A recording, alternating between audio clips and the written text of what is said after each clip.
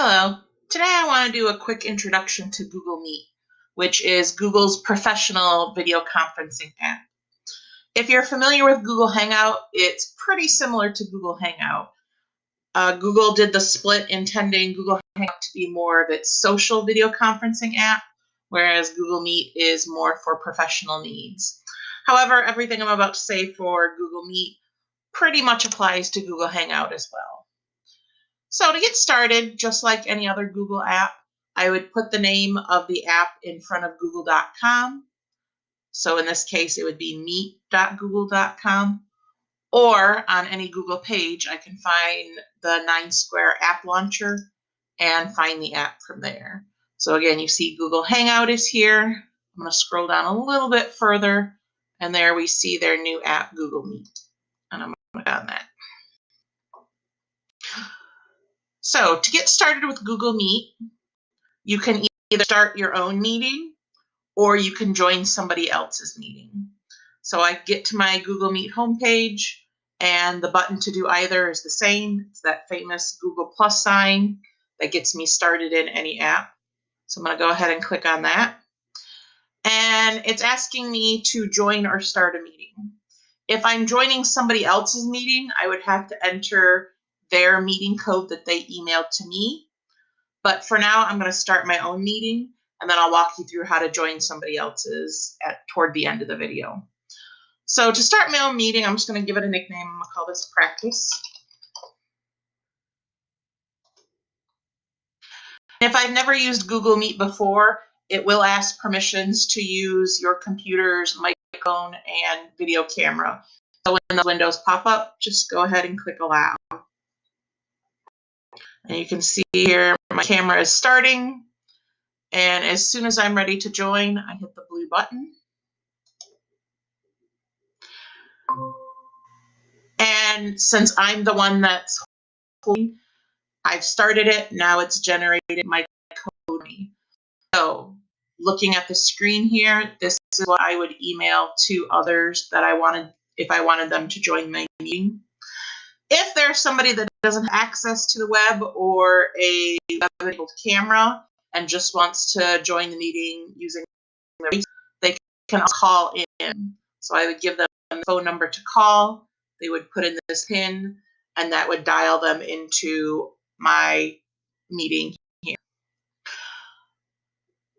Otherwise, I can come down here and I can click Add People, put their email in, and email this link directly to.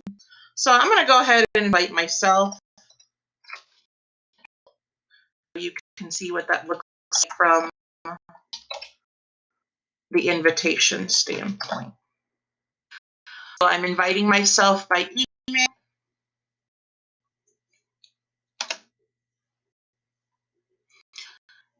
And right now it's looking for district employees.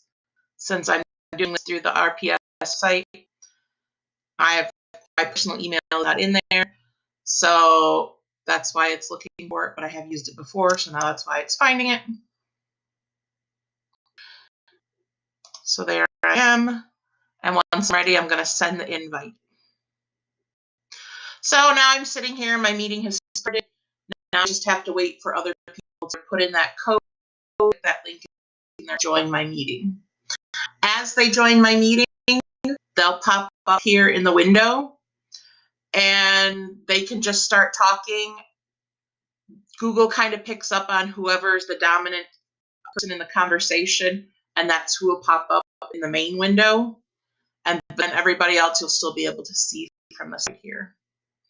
While I'm in the middle of a Google Meet, I do have some options. Up here towards the top, I can add other people to the meeting. Click that.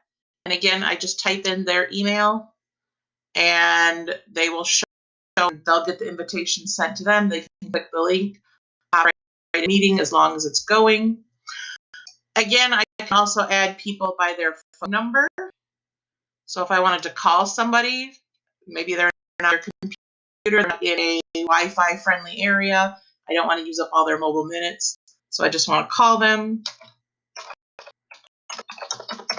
I type in their phone number, I call, and then you you'll be able to hear. I'm calling myself as an example. You'll be able to hear my phone start ringing.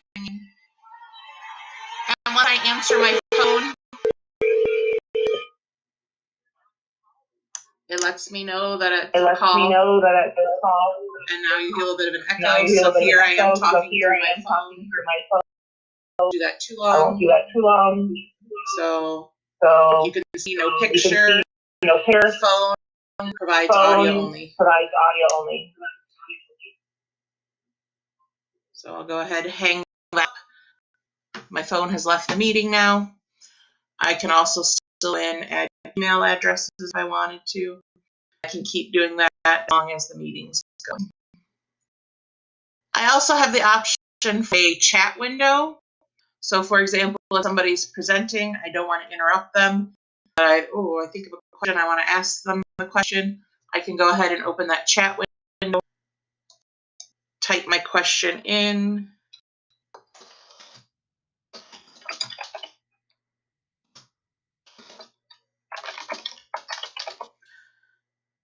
and it's there, everybody can see it, it's waiting when the presenter is ready, they see it too. Oh, I can answer that question now. And then to get rid of that, just click back on the main screen. It goes away, but it's always here in the corner if I need it. As I'm proceeding through the meeting, you can see I have some drawing tools down here. I can draw, I can annotate. This is especially helpful if I have to open a tab. I will show you how you use other windows on your computer. I have my erase tool. I can pause the video. Over here, I need to turn my microphone off for a second, so I need to stop, yell at my kids, hey, you're being too loud.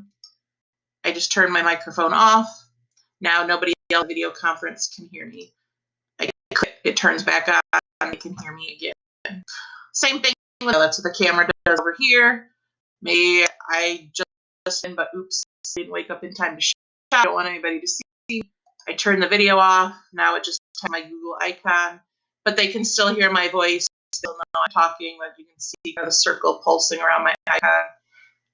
Excuse me, showing that I'm talking. And when I'm ready for them to see, I just turn the video camera back on, and I will pop up. Here I am. Now you're ready to see me again. I have the option of closed captioning. It tries to guess the best. It's not perfect. It guesses the best it can. But as you can see, this might be helpful for hearing impaired or if you're having audio difficulty. If you're having a problem with the audio, you can also opt in that phone option again. You're like, oh, the mic on my computer's not working. You can call in over here in our famous 3-dot menu over here. And then if I want to show other people options on my computer, I want to open up a different screen. I don't want them to see my face for a minute. I can go to the present option, and it's going to ask me, do I want to just show a window or my entire screen? If I click my entire screen, then everything that's here you can see. So I'm sharing my entire screen, which you can see all right now because you're not on the video call, you're watching a video. But during a video conference, all you see is the screen. You don't see any of the tabs. You don't see the menu bar. So if I want them to see the tabs up here and I want to flip through some of the web pages I'm on, I have to go into present mode. And now I can show them, oh, here it is on my website. You just click right here. And when I'm ready to go back to video mode, I just click stop presenting. And it goes back to my face, back to my video. And then when I'm done, just click the, looks like the hang up button on your cell phone. As you can see, I hover over it, says leave call. I click on it. Meeting's done, meeting's over. If there's other people that have not hung up yet, they can rejoin. I can always use that code to come back to it, but not guaranteed that people are going to be there. Or to go to the Google Meet home screen, start a new meeting, I could do that. Very quickly, before we go on to how to schedule a meeting, I just want to show you when I sent that invitation. So I put in my email address. I invited myself to join the meeting.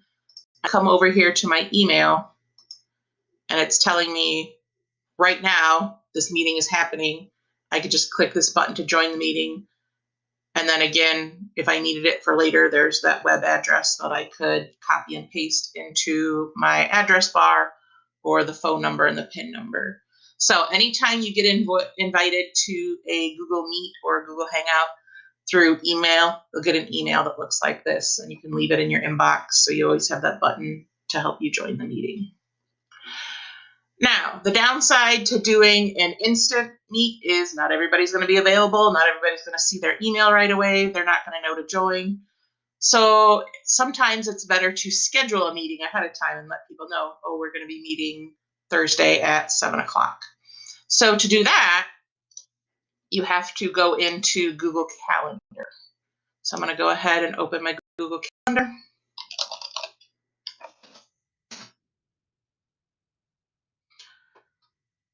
And here are my events that I have scheduled right now. What I'm going to do is I'm going to schedule an event just like I would for any other activity. So I'm just going to click on the date. So say this Friday, I'm going to start a new event. I'm going to call this Test Google Meet. And I'm going to make it for 7 o'clock. Well, let's leave it 7:30. And then I'm going to come down here to more options, and then my entire calendar menu will open up. So I've put the date in, I've put the time. Then I'll want to come down here below location. It says add conferencing. So I click on that. There's my option for Hangouts/Meet, which are again essentially the same thing.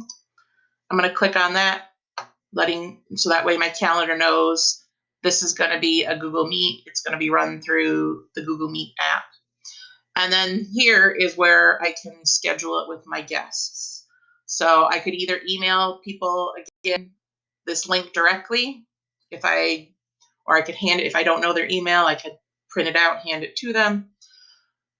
But what's more convenient would be to come over here to the right where it says add guests, and that's where I put my email addresses in.